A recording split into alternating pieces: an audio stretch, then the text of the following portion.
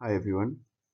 So the topic today we are going to discuss is general formula for address calculation in two-dimensional array in row measure. Now before coming directly to this topic, we will have a slight synopsis of three topics, which are what is array, one-dimensional and two-dimensional array, and row measure and column measure in two-dimensional array. So this is first, this is second, and this is third, and we will have a short synopsis of all these three. Now moving forward, coming to our first topic, which is what is array. So for definition, we can say that array is the collection of similar type of data items in continuously memory location. Now we all know that only knowing definition is not enough, and we will get and it will get out of our mind after certain times.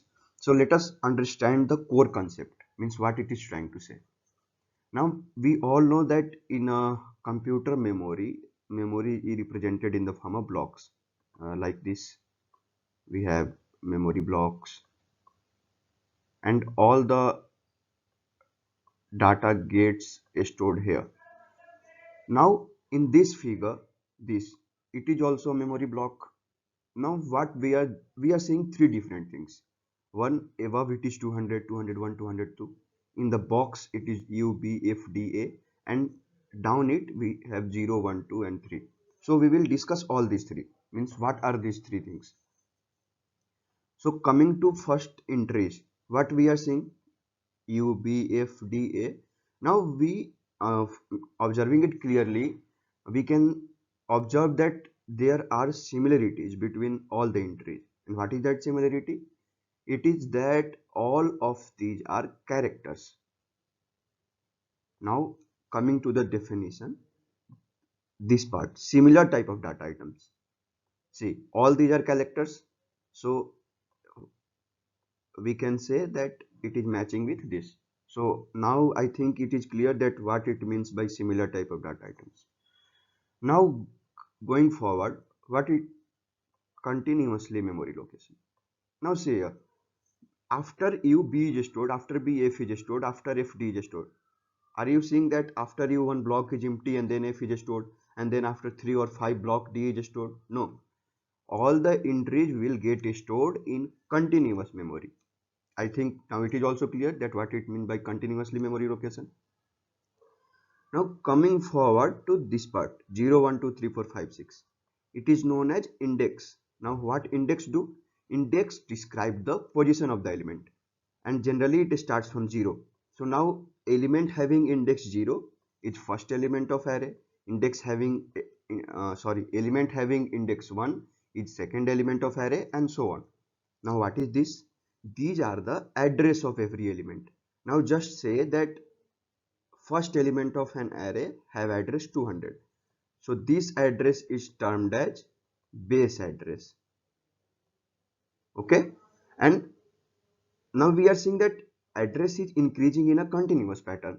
So what determines that how it will increase? So it is determined by the number of bit taken by each element. Just assume that U takes 1 bit, B takes 1 bit, F take 1 bit. So what happens? 200 goes to 201, 202. If it will be taking 2 bit, then what will happen? 200, then 202, then 204, then 206. If it will be taking 4 bit, then what will happen?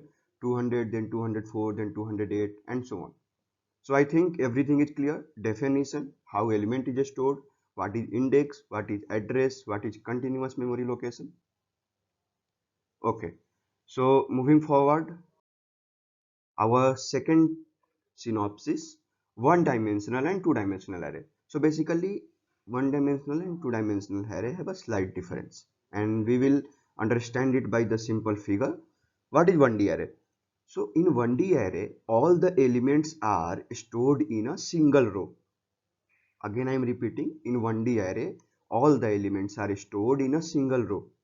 So it can have a multiple columns but rows are same. But in 2D array we have multiple rows and multiple columns. And if in class 12th we have studied matrix, so just compare this figure with the matrix. You can see that matrix figure and this figure is same. So what we can conclude, that 2D array forms a matrix. Okay, so I think it is clear. Okay, so moving forward, row measure and column measure in two-dimensional array. Now our third topic for synopsis. So just now do not focus on the definition. First see its picture, what it is saying. First it is going here, then coming here, then coming here, then coming here, then coming here. Okay, and now come to this picture, this one. What you were seeing, that first all the element of row 0 is stored, after that row 1 is stored, after that row 2 is stored. So what means by row measure? It means that all the elements in a row will be side by side or will be adjacent to each other. Means first row gets stored, after the last element of first row, second row comes, after that third row comes. Do not get confused. I am uh, taking this row 0 as row 1 and row 1 as row 2 and row 2 as row 3 and so on. Similarly in column, what will happen? First column first will get stored, then column second will get stored, then column third will get stored, then column 4 will get stored and so on. So I think it is clear. Now coming to our main topic, which is general formula for address calculation in two-dimensional array in row measure. Okay, so it has a formula as topic suggests. Now we will see what is formula and we will discuss bit by bit each part of the formula. So address of Aij. What is Aij?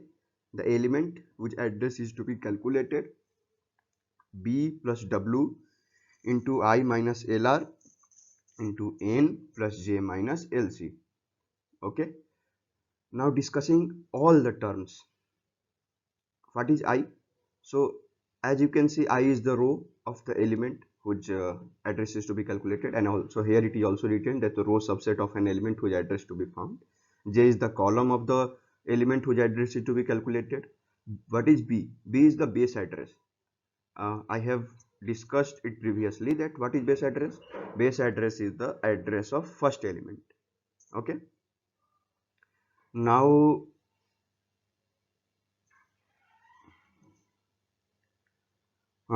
sorry.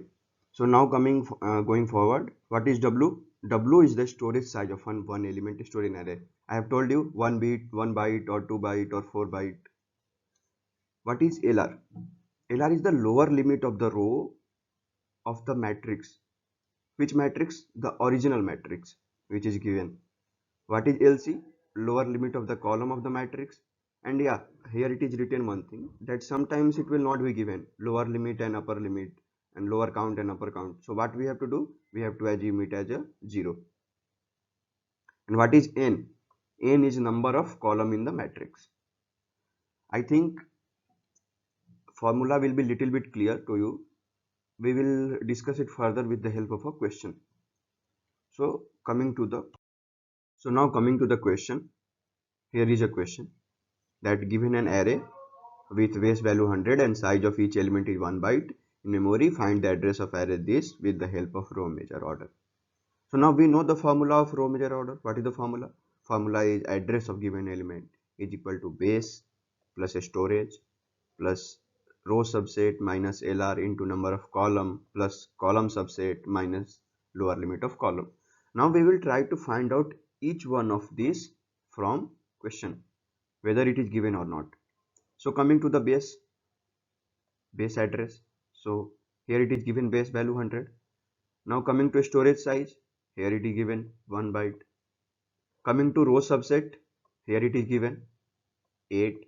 Coming to column subset, here it is given 6.